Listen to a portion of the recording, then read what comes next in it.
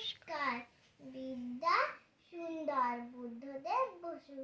বলতে পারো সরস্বতীর মস্ত কেন সম্মান, বিদ্যে যদি বলো তবে গণেশ কেন কম জান।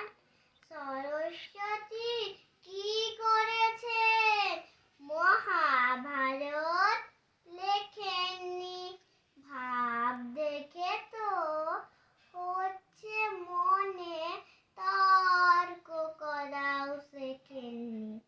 তিন ভুবনে গণেশ দাদার নেই জুড়ি পাণ্ডিত্যে, অথচ তার বোনের দিকে ভক্তি কেন চিত্তে।